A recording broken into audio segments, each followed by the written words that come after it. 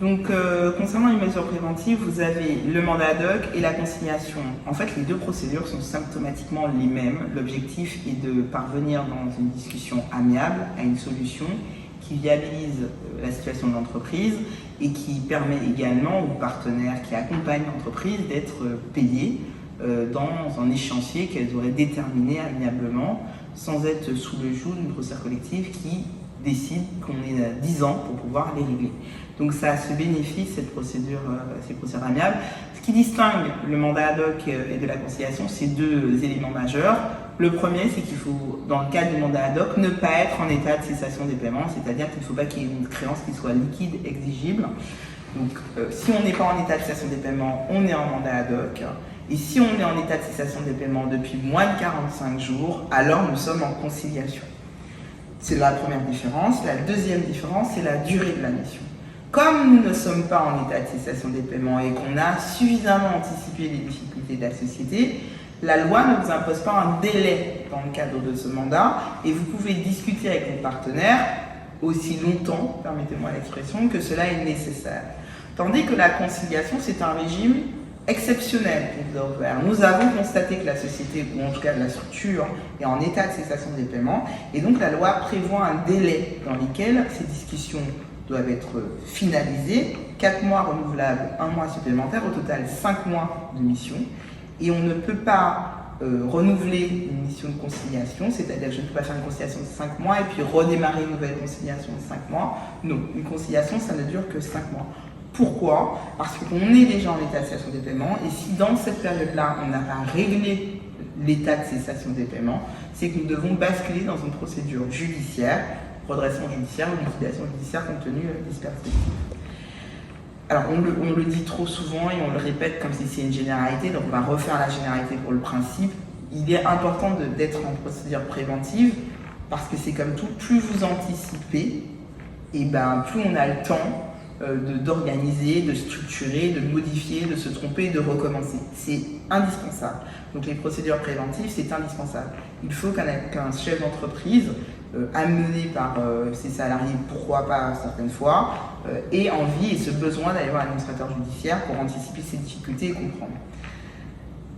En pratique, pourquoi c'est important? Moi, j'ai tendance à dire que le mandat ad hoc, c'est un outil dont on se sert toujours, même si la notion de l'état de cessation des paiements est difficile pour nos sociétés, puisque nous savons les difficultés qu'on a financièrement à pouvoir obtenir des découverts ou à structurer notre capital social, mais peu ou prou, c'est important parce que déjà ça permet souvent de savoir déterminer quelles sont nos difficultés. Ça paraît tout bête, mais il faut savoir qu'en fait ma dette sociale, elle existe, elle correspond à quoi, pourquoi j'ai pas su payer mes parts salariales, pourquoi j'ai pas su payer mes parts patronales, qu'est-ce qui dans mon mécanisme de fonctionnement du financement du BFR ne marche pas. Ça c'est le premier point, c'est indispensable.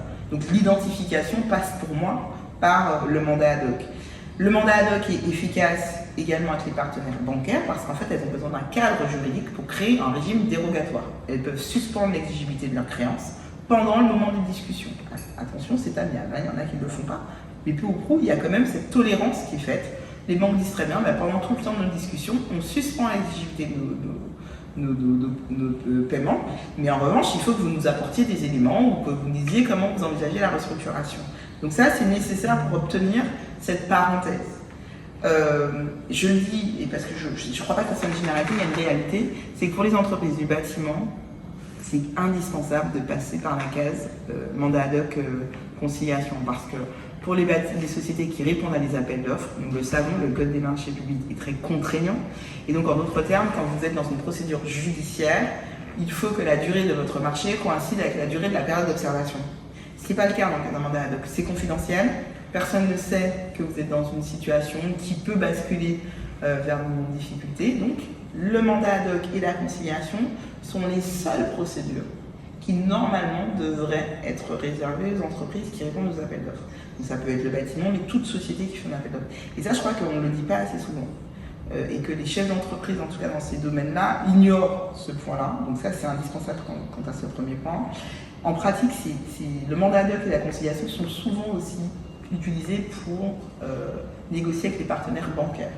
Parce qu'effectivement, les banques n'aiment pas qu'on paye sur 10 ans leurs créances. C'est une réalité, je pense que personne n'apprécie, mais je pense qu'il y a une nécessité, surtout pour un chef d'entreprise. On le rappelle, hein, même si on est un jour en difficulté financière, c'est comme la vie, on a des réussites, on a des échecs et ça ne nous empêche pas de redémarrer. Et en fait, ce qu'on ne pense pas, c'est qu'en ayant basculé en mandat ad hoc ou en conciliation, vous avez dit à vos partenaires bancaires, attention, j'ai des difficultés, pouvez-vous m'aider dans le cadre de ces difficultés? Ça peut ne pas marcher, mais en revanche, il y aura la mémoire commerciale de ce chef d'entreprise qui a pris en amont ces difficultés et qui donc a fait cette démarche d'aller voir ses partenaires bancaires, d'informer ses partenaires bancaires, d'être transparent avec ses partenaires bancaires. Et donc pour la suite de l'histoire, ça change quand même beaucoup de choses. Alors, on est d'accord, tout n'est pas parfait. Parfois, il y a des chefs d'entreprise qui considèrent que c'est contraignant dans le cadre des négociations d'être transparent à tout va. C'est dans l'ère de la transparence aujourd'hui, donc malheureusement, on ne pourra pas faire mieux. Mais je pense que, je pense que vous avez des partenaires bancaires, vous devez passer par un mandat ad hoc, une conciliation, parce qu'il faut penser au après à titre personnel. Vous êtes une société qui répond à des appels d'offres, vous ne pouvez faire que ça, et donc dépêchez-vous de le faire, parce qu'il ne faut pas être en état de station d'état.